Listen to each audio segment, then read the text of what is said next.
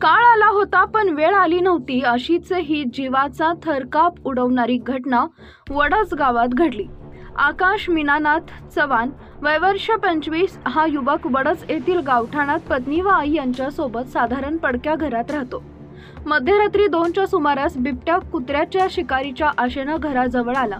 बिबट्याची चाहूल लागल्यावर कुत्र्याची पिल्ले पडक्या भिंतीवर चढली। बिबट्याही त्यांच्या पाठोपाठ घराच्या पडक्या भिंतीवर चढला। कुत्र्याची पिल्ले भिंतीवरून खाली उतरण्यात यशस्वी झाली, मात्र पडक्या भिंतीवरून बिबट्या थेट घरात पडला। बिबट्या जिथं पडला तिथं आकाशची आई सविता चव्हाण व बाजूला पत्नी आरती चव्हाण झोपले होते। यावेळी आकाश टीव्ही पाहत होता। अचानक काहीतरी पडल्याचा आवाज आल्यानं आई घाबरली। आपल्या घराची भिंतच पडली असं तिला वाटले, मात्र भिंत पडली नाही तर घरात बिबट्या आलाय हे तिच्या लक्षात आलं। आईनं पांघरलेल्या गोधडीतूनच मुलाला आवाज दिला। आकाश त्याला हुसकावण्याचा प्रयत्न करू लागला, मात्र तो बाहेर न जाता घराच्या तुळईवर जाऊन बसला। तिथून त्याला आकाशनं हुसकावण्याचा प्रयत्न केला असता त्यानं थेट आकाशच्या अंगावर झेप घेतली व त्याच्यावर हल्ला केला। त्याचे दोन्ही हात बिबट्याच्या जबड्यात गेले।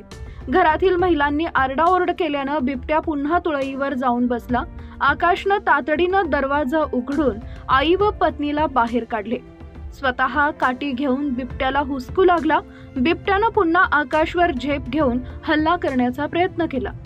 यावेळी बिबट्या व आकाश यांच्यात सुमारे 10 मिनिटं झटापट झाली। आकाशच्या हाताला बिबट्याचे दात लागले। आकाशच्या काठीचा फटका बिबट्याला जोरात लागल्यानं बिबट्या बाहेर पळाला। दरम्यान घटनेची माहिती समजताच वन विभागचे वनक्षेत्रपाल प्रदीप चव्हाण, वनपाल नितीन विदाटे व त्यांचे सहकारी तातडीनं घटनास्थळी पोहोचले। आकाश चव्हाणला जुन्नरच्या सरकारी दवाखान्यात दाखल केलं। आमदार शरद सोनवणे यांच्या पत्नी सीमा सोनवणे यांनी देखील दवाखान्यात जाऊन आकाश चव्हाण यांच्या प्रकृतीची विचारपूस केली। वडदचे सरपंच सुनील चव्हाण व त्यांच्या सहकार्यांनी चव्हाण कुटुंबाला मोठा धीर दिला। आकाश चव्हाण यांचे पडके घर असून त्याला घर बांधून देऊ असं सरपंच सुनील चव्हाण यांनी सांगितले। आकाश चव्हाण या युवकानं धाडस दाखवून बिबट्याला घरामधून पिटाळून लावले व आई, पत्नी व स्वतःचा जीव वाचवला। त्याचे या धाडसाबद्दल सर्वत्र कौतुक होत आहे।